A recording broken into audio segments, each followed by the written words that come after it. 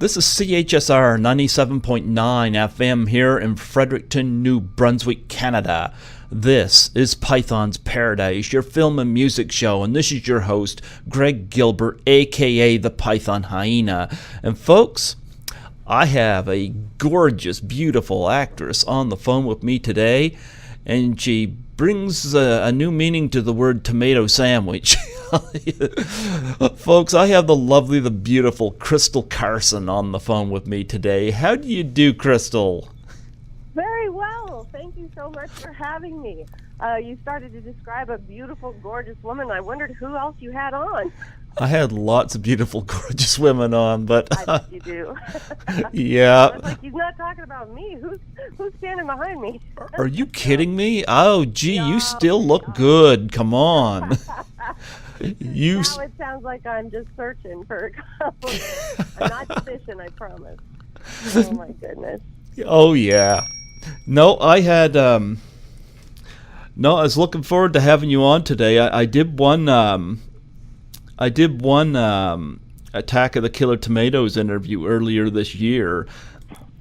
Yeah, I had somebody on from Attack of the Killer Tomatoes. Who? Costa. Oh, sure. Yeah. How did that go? It went great. Apparently he had some good news from one of the Comic Cons he was at. Oh, good. Yeah, I guess the rumor is there's going to be another Killer Tomatoes movie. What? I guess there's going to be another Killer Tomatoes movie, apparently. Oh, you're kidding. I didn't hear you. Oh, there's going to be another one. I did not know that. Yeah, absolutely.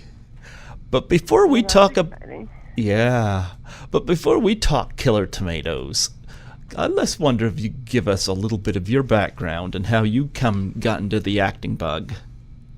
Oh, well, I started off fairly young because my father died when I was 7 of cancer. Okay. And I had to help a lot around the house. I sort of became the housewife to my mother, who took over my father's job making money. And a teacher came up to me and asked me if I wanted to be in a play. And I didn't know what that was, but I knew the word play, and I knew I didn't get to do much of it. So I said, yes. And I had to ask my mom, and little did I know she was kind of a theater buff and really liked plays. So she let me do it, which got me out of a lot of work. So as soon as I got to be Piglet in Winnie the Pooh, and interestingly enough, yeah, I had a terrific, the director was just amazing. She would ask me questions about, how does it feel that Pooh doesn't share his honey? And, she was really she treated us like real actors. And I was bitten. I loved it. I loved discovering how a human being thinks. You know what? I don't know what to think here. You were Piglet, and you were basically your own club sandwich. Yep. There you go. Pig and bacon goes right together. It all is making sense now. Yeah, I had Costa Dillon from Attack of the Killer Tomatoes. I take it you've met him before. I have met Constantine, definitely. Yeah, very funny guy. I was happy to celebrate that film's 40th anniversary. And, of course, you were in Killer Tomatoes Strike Back. Yes. John Fellow graciously cast me, and I got to have a lot of fun on that show. There's one scene that always stands out to me. Because anything that's really strange, when you're dealing with strange, Attack of the Killer Tomatoes is just that, but there's a scene in the movie where you're bound and gagged and you're laying on top of a giant piece of bread and they're putting all the stuff on you. Seen often. Huh? It somehow comes up quite a bit in my life for some reason. And I thought it was funny, Here you got a gag on your mouth, but yeah, I love the sneezing sounds you make whenever you get the pepper on you. We had a lot of fun, because it was so surreal and childlike, actually, to get to play on a great big piece of bread and be carried by a huge spatula and thrown on, hold the mayo. It was very fun. And, of course, John Astin was great. And I just saw Steve Lundquist, actually, Turns out, friend of a friend, and I just had dinner with him in Atlanta, and he brought up this very scene. Everybody brings up this scene. Yeah, no, I think that scene's so funny. I think that, Subway should get in touch with you and do the Crystal Carson Club. That's great. That beats the BLH, which is what I think they called it in the movie. Bacon, lettuce, and human sandwich. Yeah, I thought that was one of the funniest, if not the funniest, damsel in distress scene I've ever seen. I loved it. Talk about preparing. Look, number one, I mean, the script itself must have been strange enough. When you read that scene, what went through your mind? Just how much fun it was going to be to do it. Talk. And, the whole show was silly. We're talking. We have my best friend is Fuzzy Tomato. I mean, after your best friend is a fuzzy tomato, which, like, what's wrong with that tomato anyway? The whole rest of it is just like par for the course. Is your best friend still a fuzzy tomato? No, thank God. Well, talk about doing that scene, preparing for that scene. Well, I just let Kennedy was a damsel in distress, but at the same time, I don't know. She considered herself an intellectual, so for her to be caught in such a bizarre circumstance, I think, kind of threw her. So I let her kind of become the damsel in distress that she claimed she never was. And I didn't do a lot to prepare for that particular scene because I just prepared to be her. But it was a lot of fun, and trusted the guys, that the spatula wouldn't smash me or nobody would drop any huge pepper shaker on my head or anything. And went with it. Just went with it. Oh, I thought that scene was hilarious. How often do your friends and whatnot bring that up? Just often, very often. But just recently, my daughter's, my daughter doesn't know about a lot of my movies or care about when I was an actor because it was before she was born. So she just, it's not any part of her reality. But apparently, somehow, that movie came up at a friend's house. And the dad just mentioned that he had that his favorite all-time scene in a movie was in that movie. And his son, who my daughter was over at their house, said, what happened in the scene, and starts to describe it. And my daughter starts to recognize, oh my gosh, that was my mom, which she tells him. And he's like, so now I have a fan. So my daughter thinks I'm suddenly cool because of that scene. There you go. I love that. Yeah. The Crystal Carson Club Sandwich. Club. Yep, there you go. How did you get casted for this movie? I auditioned for it and worked opposite. The chemistry read was with Rick Rockwell. Mm-hmm. And I guess we had good chemistry because as soon as we did that part, they hired me. Yeah, and of course you get to work with John Astin, that must have been great. What was that like? Well, he's such a giving actor, and so he's always willing to hear what your point of view is about a scene and to kind of, if you have a certain way you'd love to see it go, he's so open to changing whatever he's doing to kind of fulfill on what you want to do, which is, not every actor is like that. So, and he's got a great sense of humor, and he's just easygoing. We had a really good time. Yeah, and of course he came in because the original Attack of the Killer Tomatoes did not have Professor Gangrene, so he just kind of became the face of the franchise after that, when Return of the Killer Tomatoes came out. And of course Steve Lundquist as Igor, not since Marty Feldman had Igor be this funny. What is the movie? Rocky Horror. Yeah. Steve Lundquist, Igor, always reminds me of Rocky in Rocky Horror. You know what? I see the resemblance, yeah. Right? I don't know, they always reminded me of each other. Steve's funnier and a little less dense, Yeah. He has a little more animation. but the characters were similar to me. What's Steve doing now, anyway? I mean, I looked him up to get him on here, but I couldn't. Oh, really? Yeah. Well, living in, well, he's not in Atlanta, but he's living outside of Atlanta. And, boy, that's a great question. What is he doing? He's doing so many things and kind of, he's got his fingers in a lot of real estate stuff. And so he's doing a lot of things and then nothing.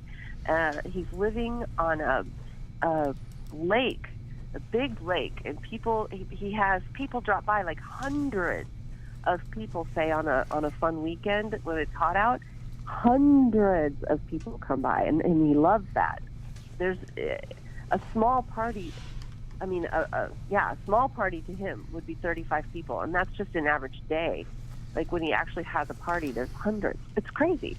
I can't wrap my head around that. Yes, absolutely. But he loves people, and he loves feeding people, and people laughing and coming in and out, and I don't know. He's such a nice guy.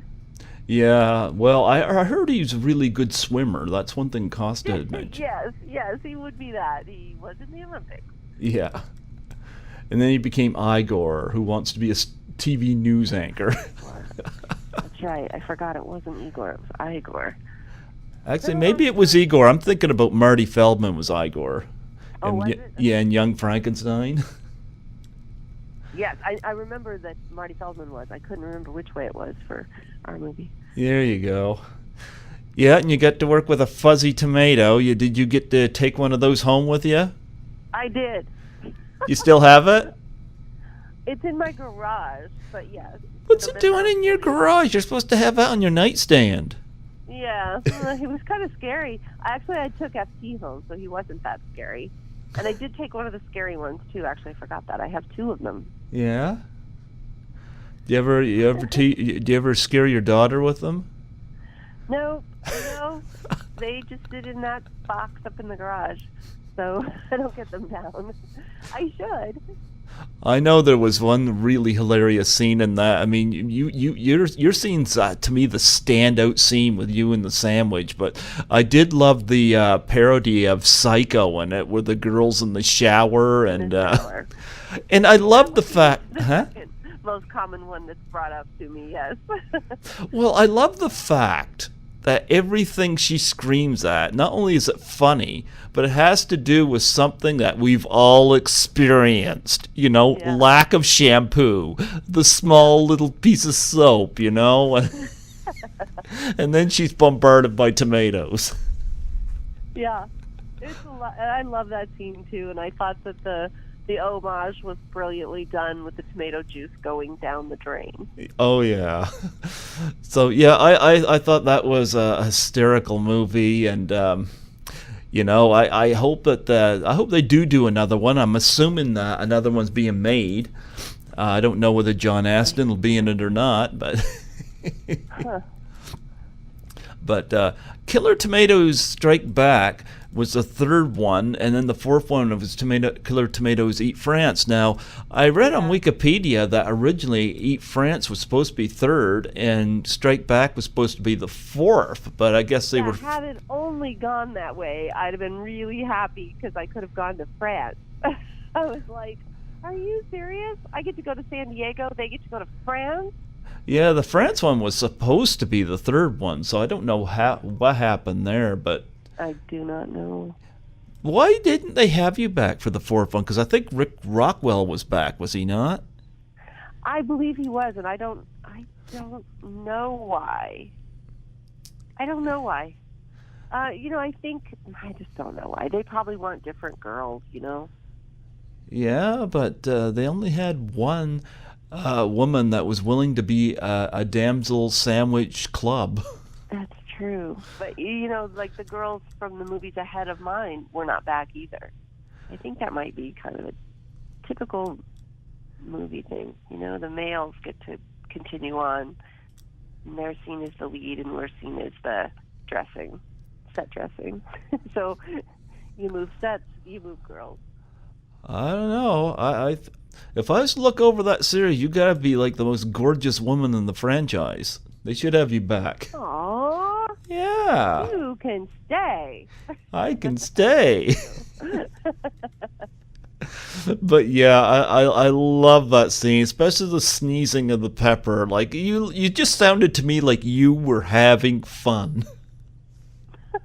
It was fun all the way through. Yeah. Talking, learning to speak tomato-ese. What do you call it? Tomato-ese? Do you still speak tomato? Yeah, for sure. Yeah. Do you teach that in your acting classes? Try not to. Whenever possible. But yeah, you got listed for a couple of other movies too. Like you were in the Zero Boys, and of course, true. Yeah, I had the lovely Kelly Maroney on here. I love Kelly, and you were in that with her. Talk about doing the Zero Boys. Well, now that was a lot of fun because I had to have a cast on. Why they decided Trish needed a cast, I guess just to slow us down so that I could be captured or whatever, or it could be more scary that because the bad guys had like a limp or something, so I couldn't go very fast or I could have gotten away from them.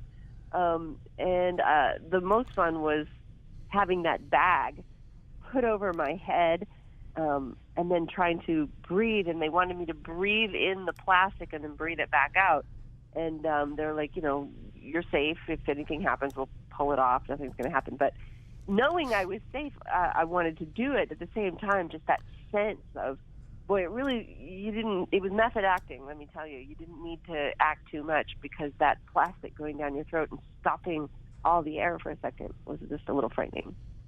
And then, of course, it was a lot of fun to, at one point, one scene that stands out to me was I was thrown under a bridge with my cast, and then a snake crawls over the cast while I have to be quiet because the bad guys are up on the bridge above me. And the snake had sutures in its mouth, and they told me was milked because it's a rattler. And they had a real rattlesnake. They wanted it to make the noise and everything. So they would kind of poke at it with a stick to get it to shake its rattle. And it attacked the cast and hit the hard cast and broke its sutures off, and then decided to slither up the cast, the inside of the cast, up my leg. Oh. And I was freaking out, and the snake handler was near me saying, don't move, don't move, don't move. It had, I guess it originally had 4 sutures holding its mouth shut, and at this point it had 1. And they were saying, just don't move, and we'll get him, and we'll get him away from you before he strikes one more time. Because if he would strike one more time, he would break the last suture and then bite me. So that was a scene I'll never forget. That's putting your actors through a little too much danger, I think. Yeah. I don't think they intended for that snake to be able to get through those sutures. And the man kept saying to me, "Don't worry, he's been milked." And I thought, being bit by a snake is enough. I get that I don't want to die from the poison, but I don't want to get bit either. You don't want to be bit by anything, whether poisonous or not. But yeah. Yeah. So the fact that it had been milked, wasn't really calming me down much. Yeah. No, that. But you made it through it. But I made it through it, so I live to speak about it. How did you keep yourself calm? That's a great question. I think I was terrified and was stunned. I couldn't move. I didn't know what to do. I mean, it was so unfathomable that this snake chose to go up between the area of the cast and my leg. I couldn't imagine why it was going up there, but it was a very cool day, and it was evening, actually. It was very cold, and I think it wanted the warmth. So it probably wasn't going to bite me up my leg, but I wasn't really thrilled. Well, snakes, they say, the only reason a snake has venom is to catch food. Because if it bites a person, I mean, it does so in self-defense. The rattlesnake can't eat a person, so whenever it injects venom, then it's wasting venom on what's going to need to recuperate in order to to get a rodent, So Right. yeah, so yeah. But, as I mentioned, I had Kelly Maroney on here. I love Kelly. And, of course, she... You want to talk about the opening of that movie, the guy who played her boyfriend, obviously a moron, because he put her up as a bet, a prize, and she didn't know about it. Yes. I remember the character's name was Steve. That was Dan Hirsch. Yeah, and, of course... she ends up being the prize, and what? That's an insulting thing to do to a woman, Yes. Now we have the Why Me movement. I mean, the Me Too movement. Excuse me, Why Me? What? The Me Too movement. They don't. Now they might think twice. Damn it. Yeah, but I mean, the guy tells her, you don't have to go through with it. I was just trying to prove a point to this guy, but she ends up going through with it and this and that. And I understand the place where Zero Boys, that ranch where it was filmed, was the same place where Friday the 13th Part 3 was filmed. I didn't know that, but I believe that it was recently in the fires. So I'm wondering Yep. how it, Yeah, there was a documentary made about that too. Yep. So it was the same location. The barn is still there, mind you, but the house is gone with that spiral staircase. But yeah. But sad. Yeah. So what was it like working with Kelly? Oh, I loved Kelly. We became very close. As a matter of fact, I think she was my doula and delivered my baby girl a few years later. So we've grown. I haven't seen her. I mean, other than Facebook, we write lovely things and say, let's get together. And then I travel quite a bit, so it's hard to catch me. We need to both be in town. But loved working with her. She had a great sense of humor. She was up for everything. That energy you see on film is really her energy. And she's just fun to be around. Was she doing the Fast Times chant or rant whenever she delivered your baby? No, I was the one ranting at that time, so... I would have flipped out. How did she come to do that? She became a doula, and I'm not sure, she's just a very sweet and giving person. She loves people. She loves life. She's very holistic and spiritual, and it just, I guess, called out to her. And then when I was pregnant, we were friends, and I said, hey, you want to do that for me? And she did, and she was tremendous help because I didn't want to have any drugs, and she was very helpful at helping me keep pain away. And we got a jacuzzi, so we went for an underwater birth, but after about 3 days of trying, we found out that this baby was just very comfortable with the water and very comfortable to never come out. So she said, you have to get up and get in the shower, and then we'll make things happen. And anyway, that was not as pleasant as being in the water. And in the end, I decided to go to the hospital because the whole thing was very scary at that point. And she came with me and was terrific the whole way through. But she didn't hardly sleep for 3 days. I didn't sleep either, let me just point out. But and my husband and her tag teamed, and they got me through it. Yeah. Yeah. Came out the other side. Oh yeah. So no, Kelly's married to a nice guy. I remember on my birthday this past year, I work nights, and he wished me happy birthday, sent me a private message, and I thought this guy really appreciated the interview I did with his wife for him to do that. So I always appreciated that. But no, I didn't know she delivered your baby. I think, wow, I would never been able to do it. Yeah, talk about multi-talented. Yeah. So yeah. One of the amazing people, speaking of amazing people that I met on Zero Boys, one of the amazing people I met was Frank Darabont. He was the props master, and then of course went on to write The Green Mile and Shawshank first, I guess, and then did The Walking Dead.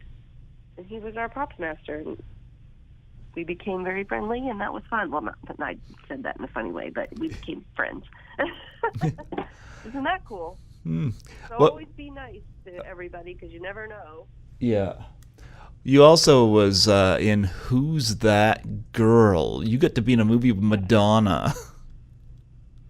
That was a load of fun, too. That was one of the first things I did when I got to California. Yeah. So what was that experience like? Did it blow your mind? You go be on the set with her? It did.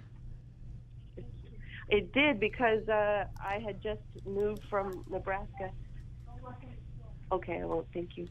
Sorry, I had an interruption there. She was very down to earth, though, and a lot of fun. I remember one day walking up, and I saw that a lot of people kind of kowtowed to her, and she didn't like it. She wanted to be treated just like a normal, like anybody else. And so if you were really in awe or, stammering or bowing your head a lot like she was the Queen of England, she didn't really care for it. And I appreciated that about her. She just seemed real grounded. I remember coming on the set. It was probably 4 or 5 in the morning, and my hair was all in rollers, and she was walking past me, and her hair was in rollers, and neither one of us had any makeup on, and we just looked like whatever, like something. Anyway, she turned to me, she goes, and we had been kind of joking with each other anyway, so when I saw her, I said something like, "You look like hell." And she goes, "Yeah, you look like something the cat dragged in." And people around me went, "Oh my God, you just said that to Madonna. You just said that to Madonna. You're going to get fired." The girls that were, kind of in my category on the thing were like, "You can't do that. She's in a whole nother echelon. What are you thinking?" And then we had extras that day, a whole bunch of extra actors, and we needed to move. Madonna had her own makeup trailer, and they had to move some of us into Madonna's makeup trailer to make room for all these extra actors that we had that day. And they said, "All right, we're going to have to move some people, and Madonna wants you," and pointed right at me, and everybody was like, "Okay, you're probably in trouble." And of course, when I got in there, they were playing her music, and as soon as I stepped in, I went, "Oh my God, what is this howling? Who is this horrible singer?" And she was like, "She's brilliant," and she started singing with her. We just kept giving each other shit, and I wasn't in trouble. She actually really liked it. Oh, that's awesome. Yeah, I enjoyed her a lot. Well, I had a little, like you said about, must have been kind of flippy, mind-blowing to be working on that movie, and it was. I was in Nebraska. I was flown to L.A. for the audition, then flown to New York really quickly. All of it sort of happened, and my sleeping was off. The time zones are different for every single place, and I was a million miles away from home, and it was such a sweeping thing that I had a bit of a panic attack one day on this set. Okay. And Madonna came running over, and she gave me a lollipop. I'm not sure why she gave me a lollipop, but I took it and popped it in my mouth, and the next thing I knew, I kind of fainted over, and I came to in her limo, and she was taking me to it. She herself was taking, well, she wasn't driving it, but I was in the back seat with her. She had stopped filming to go with me. Maybe it was lunch. I'm not sure why she came with me. She took me to her own doctor, who gave me B12 shots, and it's somebody who gives her B12 shots. So she was like, this will help you. I was obviously exhausted and flipped out a little bit, as you just mentioned. So, yeah, I guess I was. But she was great. Obviously, she was great. Yeah, I did an interview with Shawn Sullivan, who was in that film briefly, in the kind of the taxi driver moment where he's showing guns. Yeah. Okay. And another person I had contact with, but I didn't have her on, was Havilah Morris. Yeah, I have an interesting story about Havilah. I wanted to have her on a few years ago for 16 Candles, and she didn't really have anything new to say about it, and she kind of turned down the interview opportunity, and it got me at the wrong time because, both my parents are suffering from illnesses right now, and my father was at that time, and I just found out that day. And yeah. So, my father's got ALS and my mom has Parkinson's, so not a good combination. And I had mentioned it to her. I said, I don't want to be a sap, but I was kind of had my heart set on this, and I said, I'm really sorry. I just got bad news today, And anyway, it must have been a week later. I was told there was mail for me at the station, and I couldn't figure out why there'd be mail for me. Mail never comes for me at the station. I got there, and there was an envelope for me, and inside, Havilah Morris sent me an autographed picture, which I thought was really cool of her. Oh, that is super cool of her. Yeah. What is she doing now? I think she's in real estate or something, Oh, that's cool. Yeah, I mean, Cool. Yeah, I had my heart set on interviewing her, but it didn't work out. She wasn't rude or anything, She was perfectly fine, And I've emailed her once or twice since, but not a lot. But I just thought that was a really cool move on her part. Yeah, that's really caring. I'm glad she did that. Yeah, what were your memories working with her on Who's That Girl? We had a scene, but it ended up cut. We didn't even get to shoot it. But I think it was the scene I auditioned with, and I was really looking forward to doing it with her. And then they came and said, you know what, we don't need this scene, the movie's too long, so you're just going to be tied up and run around. But she was very professional, very sweet. Well, Really hang out. Yeah, I guess we didn't really hang out much.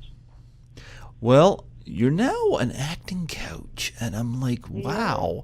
What made you go into that? Well, I was always kind of a coach by accident anyway. I think I told you, back when I was Piglet, I was really impressed with the coach that taught us at our grade school. I mean, she was just a kindergarten teacher or something, probably, but I don't know where she was. But maybe first grade. And when I I asked my mom if I could go get more acting lessons, because I liked that so much, and it seemed to be something she would let me do. Whereas if I just wanted to go to my girlfriend's house, she would say no, go out to play. She always had work for me to do, but she would let me go do acting. So that's kind of backwards. People are like, oh, did you ever get to, it must have been hard. Your parents probably didn't support you. No, my mother thought that was the greatest thing ever. She always supported me. So I was very fortunate that way. She let me do that, but the teacher at the Lincoln Community Playhouse was more like giving us line reading. I guess because she knew she had to put on a performance for parents that were coming, and the parents were paying for the class, whereas the play we did before was with the school and nobody paid. So I guess she didn't have as much at stake, anyway. I remember thinking, ooh, this is not how to teach acting. Ooh, I don't want to be told how to say something. So I remember asking the teacher, in fact, saying, well, rather than telling us, that it should be said like that, why don't you ask us what we think about our father being home late from work? And she said, if you think you know more about acting than I do, why don't you teach your own class? And I was so happy that she thought I was so talented that I should teach a class that I went right up to the Lincoln Community Playhouse, and I told them, Miss Nanette thinks I should have my own class. And they looked at me like I had two heads. But just then, a parent was picking up their child, and I said, I think I'm going to be doing a class. Would you like to be in my class before Miss Nanette's class every day? And it turned out that there was an extra half an hour between when school let out and between when our class started, and a lot of parents didn't know what to do with us for that half hour. So the mom said, is it at 3:30, I think it was? And I said, and I looked over at the lady who I was telling at the Playhouse that I'm going to be teaching the class, and several other parents came walking in at the same time. And she said, yeah, it could be at 3:30. And all the kids were like, can we do it, Mom, Mom, Mom, can we? And the moms were like, sure. And I started teaching. Wasn't until years later I found out that maybe Miss Nanette didn't mean I should really be teaching a class, and wasn't that hip to it. Do you ever show them your killer tomato sandwich scene? Go back and show the Playhouse, my big scene? Yeah, maybe they've seen it, though. Lincoln, Nebraska is not a real big city, and so I was honored after General Hospital, and I raised a lot of money for the American Cancer Society. I did get the key to the city. I was brought back and made something for my high school, and was on the radio and those kind of things. So I think the Playhouse probably knows about my big scene. Yeah, and I'm just trying to wrap my mind around. I mean, I thought the sandwich scene was funny enough, but you playing Piglet, I'm trying to picture that. I'm sure I was quite convincing. I suppose you have a little Piglet doll home there, but sitting with your killer tomatoes, right? Exactly. There you go. Give them something to be frightened about. Yes, given that by my grandmother. She thought I was fabulous. That's funny. No, so how long now have you been doing the acting class? Well, I left General Hospital I was having some issues getting pregnant, and I wanted to have a child. And my doctor suggested in vitro fertilization and suggested that I take some time off and this, that, and the other. So that would have been 2000 and I guess maybe 1999 that I officially left the show, and then became recurring actually for a little while. Okay. But I can't remember the dates exactly, but I finally had Callie in 2001, and I officially decided that I wanted to be home with her, and so I started a studio in my house, and then I got hired by Margie Haber, who is an acting teacher in town, and she would let me bring Callie with me to work. So that worked, and then I got hired by Fox, and they gave me my own trailer so that I could have Callie there with me. And, anywhere I could go where I could have her, I would go. But the plan was to not be off doing movies or at General Hospital where it didn't really work to have a baby there very much, and the hours were really longer. And I wanted to have time to, go to PTA meetings and go to Mommy and Me classes and, all of those things. So she is graduating from high school this year, and then we'll see what's next for me. I don't know. I do love coaching. I've been asked to possibly direct a couple of things, both of them web series. One of them is a kind of a psychological thriller. Okay. And that will be shot in Florida. And then one of them is a whodunit that would be shot in Nebraska. Is it a psychological thriller with tomatoes? It's not. It's involving DID, which is kind of a new term, I guess, relatively new for multiple personality disorder. And the film it's actually a web series. It's being written by a really terrific friend of mine and just fantastic actor, Dennis Frieba, out of Florida. And that is an original piece. And then the second one is based on a book series. So we're in the process of getting the rights to that, so I probably shouldn't say more. That's okay. Do you you've done other smaller films too, like I know Cartel and ones like that. Any of them that stand out to you? Well, I guess I enjoy all of them because I enjoy acting and taking on these other lives. let's see, what could I tell you about Cartel that was different? I worked with Miles. He was very Clint Eastwoody, he kind of sounded like him to me, and he was quiet and somber. I don't know, tall, dark, and handsome is sort of the idea that you get. He was kind of a mystery, so I always thought that he was cool and sexy, so I liked doing the movie with him. Do you have, of course, you get a web page. I should, it's going to mention charities here for a minute, but I want you to plug your web page because so that people can know where to find you. Thank you. Yeah. I think I love acting, but I really love actors, and I love coaching, and I love bringing the truth out of actors. I struggled a lot with many things that were said to me by acting coaches and acting teachers, and they were all correct in what they were saying, but they would say things like, you're watching yourself when you do that scene.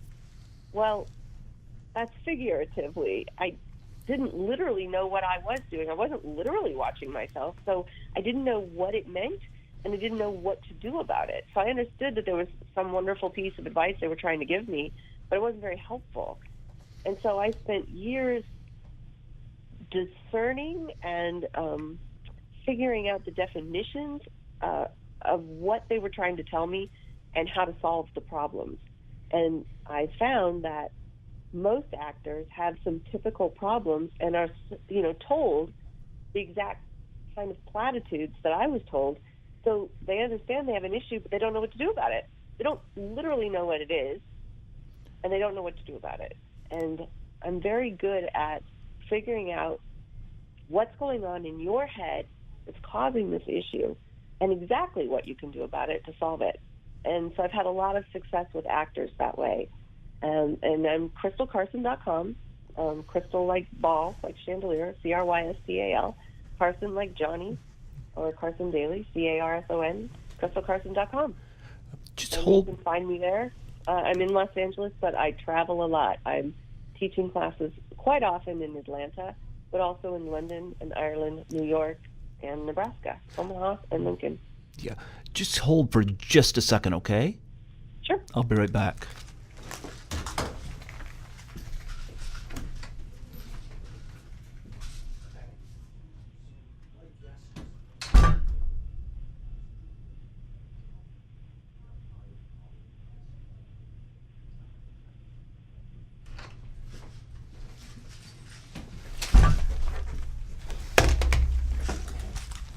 There we are. You still there? Yeah. Okay. All right. Yep, no problem. I just had to let somebody in the station. I'll just do a little edit process here, no problem. You have to remember to edit it. But you had a lot of people that's been part of your acting coaching. There's a lot of named people. Do you want to talk about that? Well, the Canadians. Let me think of. Do you know Jared Kiso? I think I know the name. Yeah. Yeah. Well, he. I think exactly the name of that show. I'm kind of stalling. 19.2. That's what it was called. I coached him on. He also does a comedy called Letterkenny. Do you know Letterkenny? I don't know that one. No. Hilarious. Have you heard of 19.2? No. Well, are you in Canada? Because you have that accent. That's why I was bringing it up. Yeah, I am in Canada. You are? Yep. Oh, well, you have to watch this show. He plays Ben Carter. It's a police show, procedural, and it's just terrific. It doesn't air anymore. It ended in 2017, but it was on for 3 years. Couldn't tell you what Canadian channel to watch, but he won an award. What is your award there? Your equivalent of the Emmy, I guess. Is it Gemini? No, it might be Gemini, yeah. I don't don't think that I remember that they changed it. I think it used to be Gemini, and now I don't know what it is. Maybe it's just called Canadian Screen Award. I don't know. But he's been nominated and for that role and won several times for that role, and I would love for you to go see it. I imagine that you can get it on Hulu or something. I'm making things up now, but I just imagine that you could. Oh, what? Okay, my friend just told me that it's the Leo Award, but I think he's won more than the Leo Award. I think that's a separate award. Anyway, so for Canadian actors, let's see, what was the name of her show?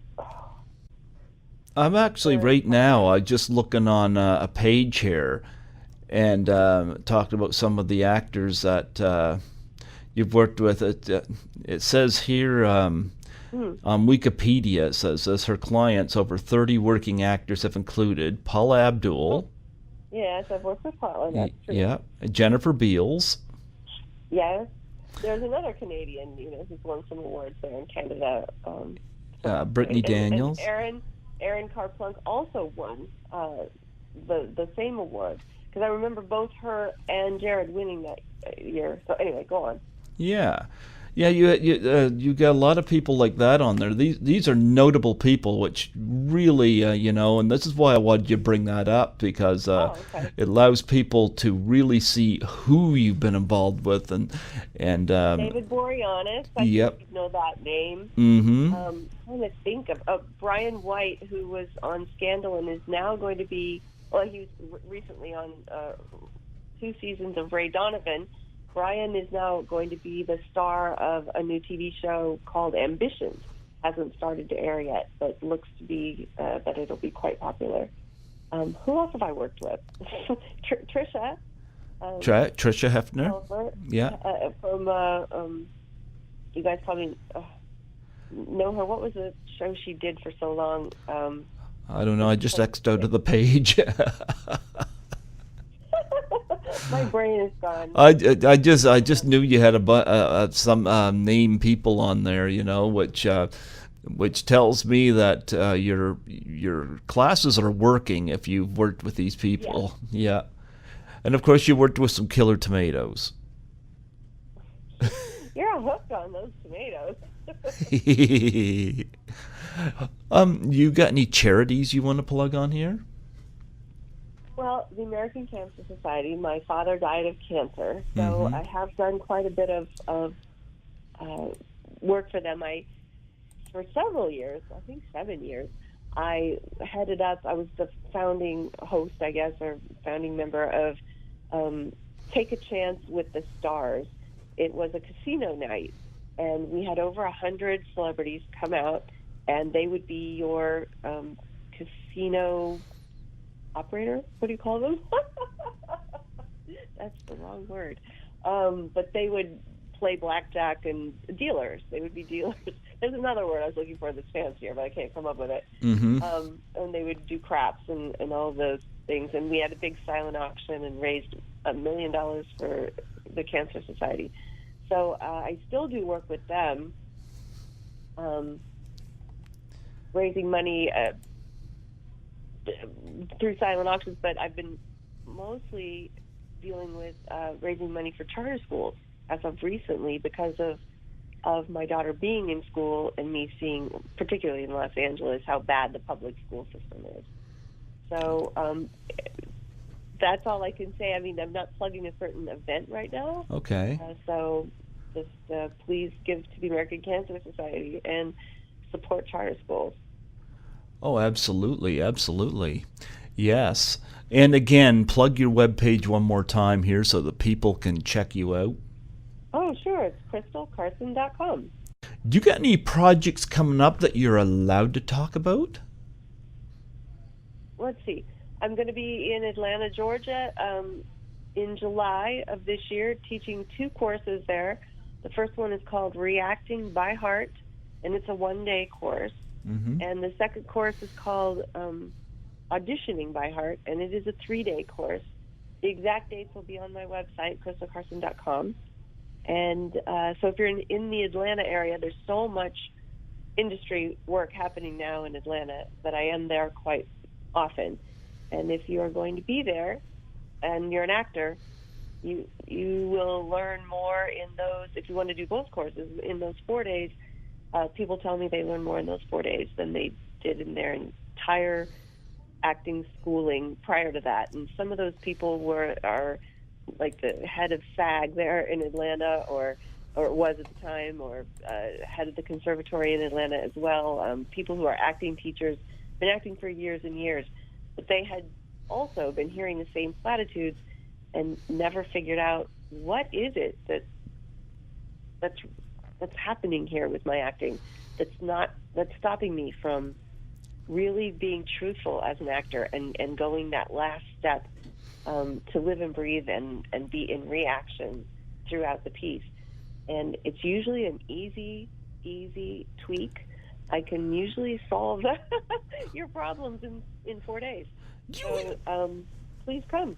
I'm just wondering, you're into coaching and whatnot. Do you have any actresses that influenced you? Meryl Streep. Meryl Streep, there you go. Yeah. The way she approaches things is a very human approach, and that's I mimic it as much as I possibly can. And Jessica Lange, I love that she started off, maybe a little shallow in her acting, but did not rely on her looks.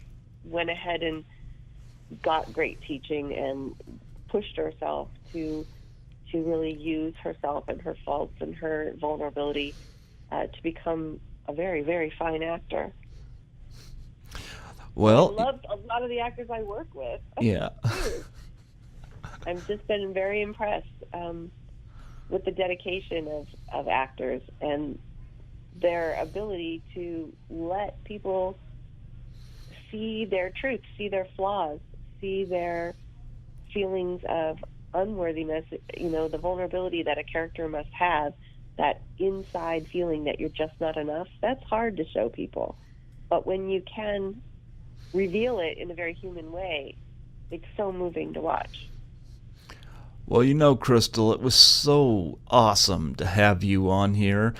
So thank you so much for getting back to me. I was so excited, and to have you come on here. Christmas is coming up. What's Santa bringing you this year? There's a group of friends getting together from General Hospital, so you can't ask for more than friends, and that's what I'm looking forward to. Well, that's fantastic. Yeah. Well, we're celebrating, of course, crystalcarson.com. Go on there. She's dealt with the best of them. She knows what she's doing. So if you want to be an actor, check out her page, get in touch with her.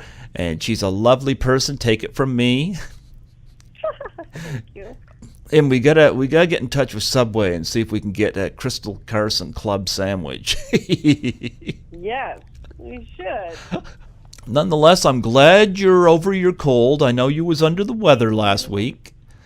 Yes, I was. Well, I'm so glad that you're feeling better, and I'm really. I hope this interview cheered you up today. I know you had issues with your garage, but yes, my garage getting smashed by the garbage truck today. That was not fun. Not a fun day. No. A couple of other things happened too, but this was a highlight, and I appreciate it. Well, I thank you. I really looked forward to this. I was like, oh man, I couldn't wait to get you on here, and this close to Christmas, this is perfect. I just wondering, before you go, if you mind doing a plug for my show. Python's Paradise. How did you come up with that? I love African wildlife. My DJ name is Python Hyena. Now, how do those two things go together? Python and hyena. What? They're two of my favorite animals, and plus they're two of the most misunderstood animals on the planet. Not sharks? Sharks a lot of people are fascinated by, but what the thing is with the snakes and the spotted hyenas, they really add to the environment, because snakes kill a lot of rodents. They kill more rodents than birds of prey and cats. And Oh. the spotted hyena, they eat up all the carcasses and whatnot that are just left strewn around. So Oh, really? They eat carcasses? Oh. they'll eat everything, including the bones. Oh, wow. Yeah, they got the strongest jaw power of any mammal. That's interesting. Yeah. I thought it would be a lion. Nope, spotted hyena for a mammal. Yep. Interesting. Thank you. Yeah. Lion thing. Are you ready? Yeah. Okay, shoot. Hey, this is Crystal Carson, and tune in to see Hang on. Hey, this is Crystal Carson. Tune in to listen to Greg Gilbert's Python's Paradise out of New Brunswick, Canada. You'll be glad you did. You ever been to New Brunswick, Canada before? No. I've been to Toronto. Well, I was to Toronto just. Vancouver. Yeah. Would you come here if I told? End. What's that? That's one place on each end. Well, if I promised to hide the tomatoes, would you come here? Oh, I'd love to come. I love to travel. We'd love to have you. Oh, thank you. Yes. That'd be great. Absolutely.